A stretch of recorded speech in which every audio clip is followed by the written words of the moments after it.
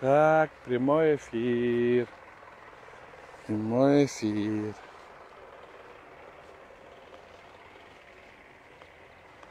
Так, кишилер кирсин. Дагы күтө туралы. Прямой эфирде канча киши болот.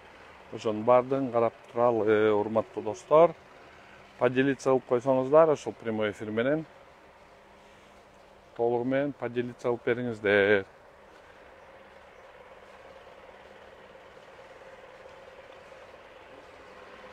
Так, да bir kişi girdi прямой эфирге. Зизуль, саламатсызбы, орозуңар кабыл болсун.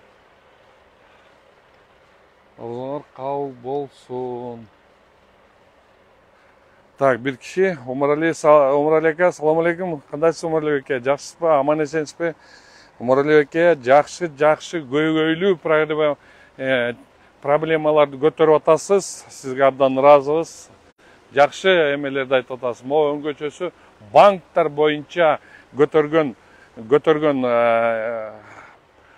тематикаңыз абдан убагында чыгып аткан эме. Ошон үчүн туура кылдыңыз. Рахмат.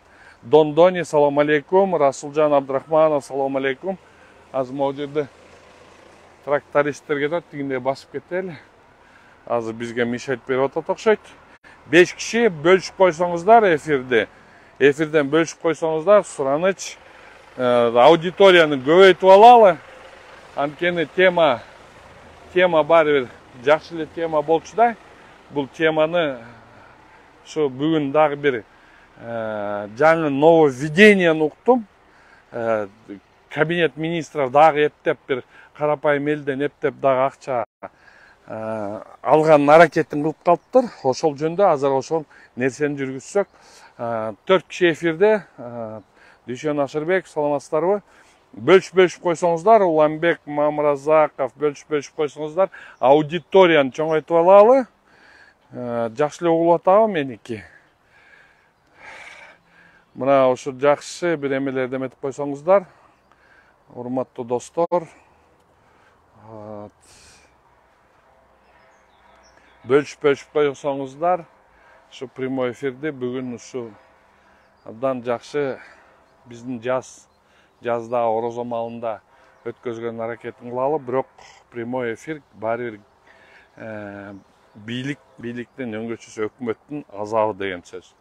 Баягы эле өкмөттүн азабы, баягы эле өкмөтүбүздүн мындай Сингапур кылабыз деген бир фантазиябыз боюнча, баягы эле Сингапур кылам деп эле биздин президентке ажообузга ушундай сөздөрдү айтыптыр. Эми ошол сөздөрүнө жете албай айласы кетип атканын кесепети да.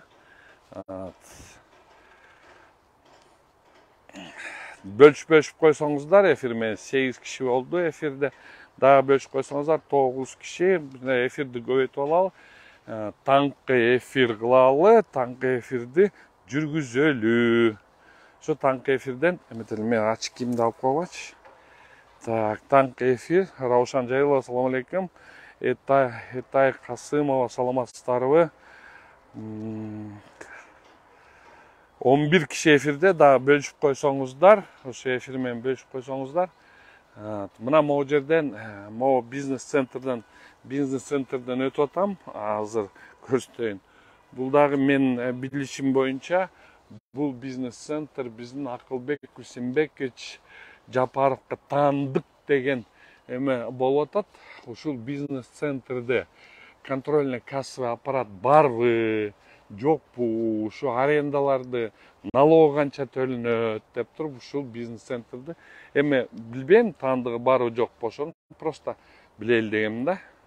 Ушул бизнес-центрде мына бүт этаждар полностью занят экен. Ошо Акылбек Кусимбековичке таандык дейт. Андан тышкары Дамаск таандык дейт. Ушулар боюнча налог канча төлөнөт деп туруп айтып кете турган нерсе. Карагылачы кандай сонун. Урматтуу достор, 12 киши, Раушан Жайылова, саламатсыздарбы? Ошо бөлүшүп койсоңуздар эфир менен. Ушул эфирди бөлүшүп койгон боюнча 16 киши эфирге кирди. 16 киши эфирде дагы бөлүшүп койсоңуздар, ошол темабызды баштасак болот эле. мына момундай сонун жерде турабыз, карагылачы кандай биздин тюльпандар сонун. 15 киши эмеде дагы бөлүшүп койсоңуздар, эфир менен, түз эфир менен бөлүшүп койсоңуздар.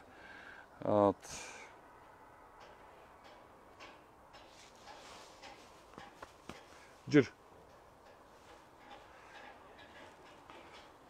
Мына могу түз эфирде мына могу туруп, эметип туруп берейин телефонду. Саламатсыздарбы, урматтуу Facebook колдонуучулар. Ошо бүгүн прямой эфирге чыгайын деген оюм мындай болду. Эртең менен Минюстка барсам, ошо Минюсттан бир перерегистрация кыла турган нерсе экен да, бир фирманы, бир тегин чупалдарын перерегистрация кылат экен. Ошол перерегистрация кылабыз деп аткан нерсени барса, тияктан жаңы мыйзам, кабинет министр жаңы мыйзам чыгарыптыр. Эми көрсө, бир компанияны бирөңгө перерегистрация кылыш үчүн уже кыла албайт экенсиң. Бул азыр деген только через куплю-продажу. То есть сен деген азыр барып алып туруп, купля-продажа кылып фирманыкын.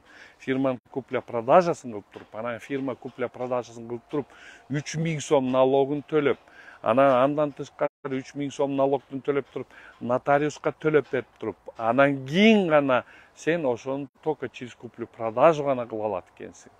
Балкимдир туура, бирок мен ойлойм, бул деген баягы эле карапайым элдин эле чөнтөгүнөн кантип бюджетке акча толтуруштун эле кесепети. Мына азыр жанагы жигит жазыптыр, Тынаров деген жигит жазыптыр.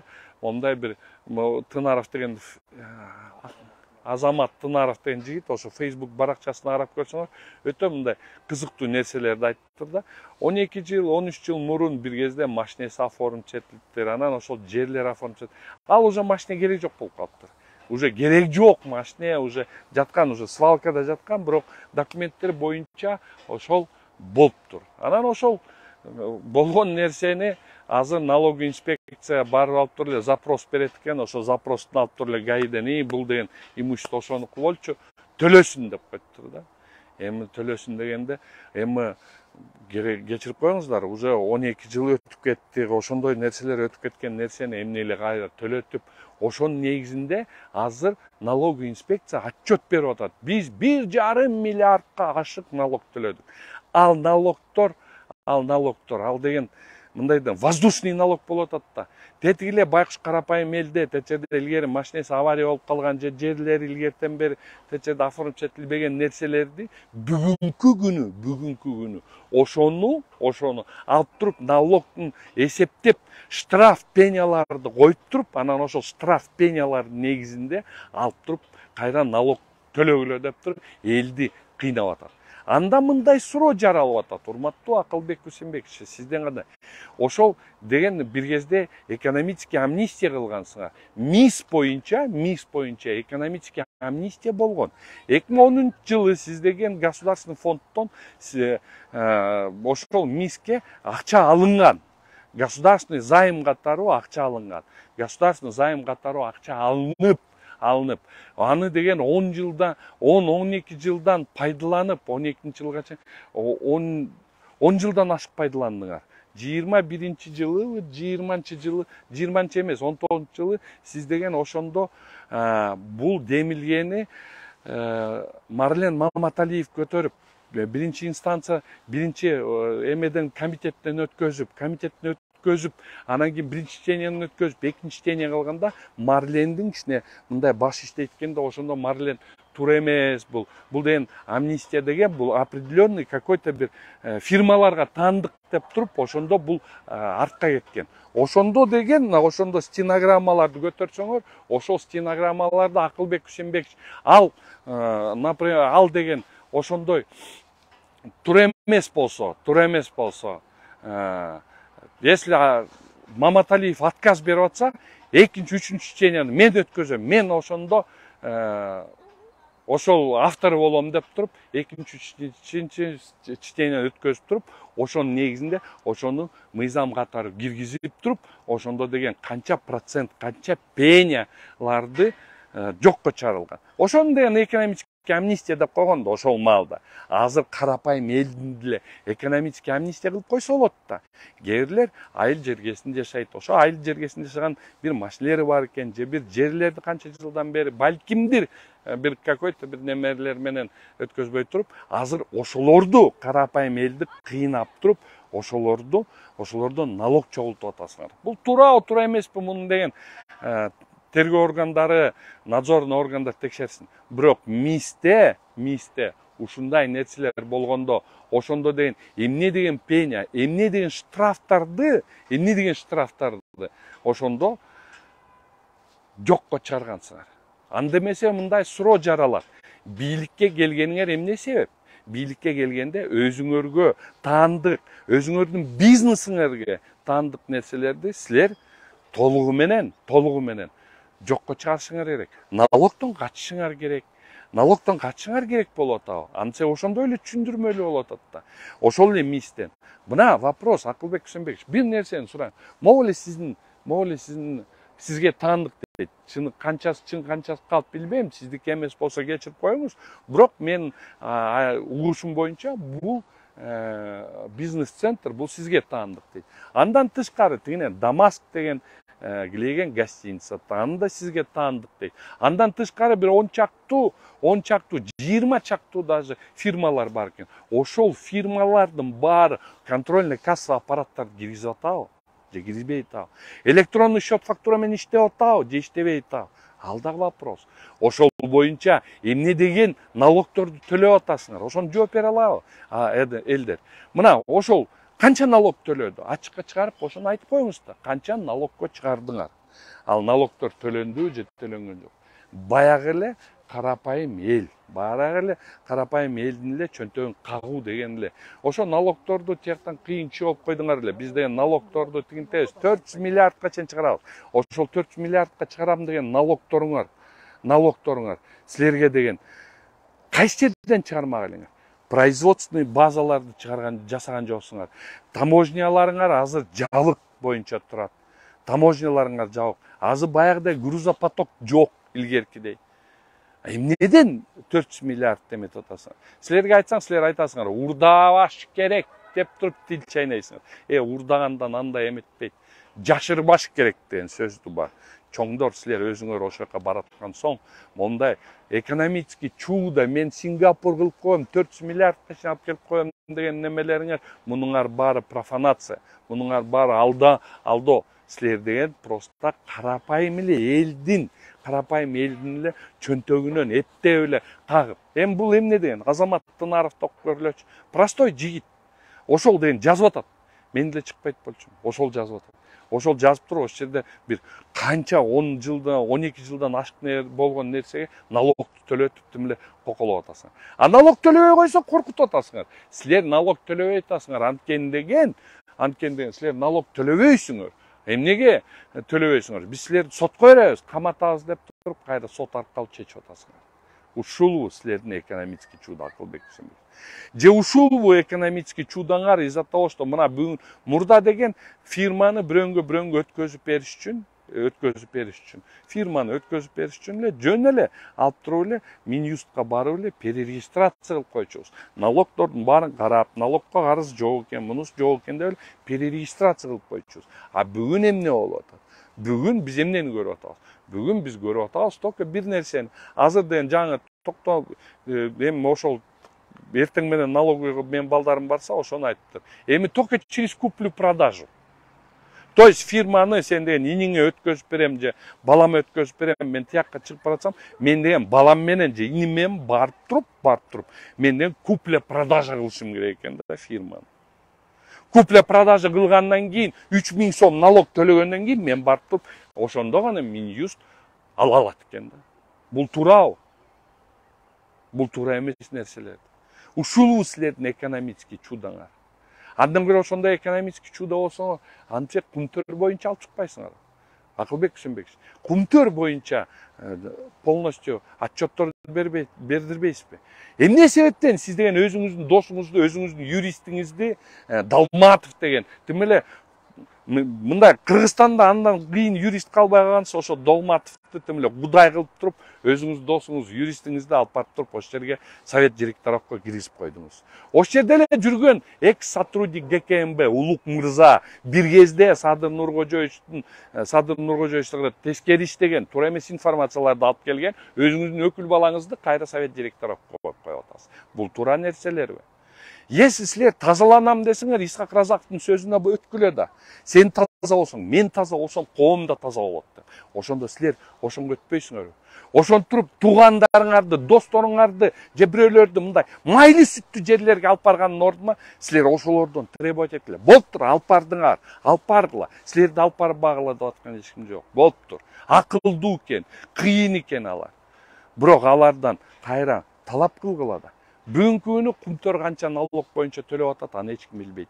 Канча алтын палтын чыгып атат, ал боюнча да эч ким билбейт. Бүт баары эле жашыруу нерселер. А болгондо эле силер деген акылыңар жеткен ошонго болуп атат. Биздин президентке мындайча айтканда медвежий услуга кылып атасыңар. Президент айласы кеткенден барып туруп ошо көчөгө чыгып ККМдер боюнча өз түшүндүрүү сөздөр жүргүзүп атат. Президент андай жерге барбаш керек, ККМ жөнүндө түшүндүрүү кылбаш керек. Ошол түшүндүрүүлөрдү председатель налоговой инспекция кылыш керек.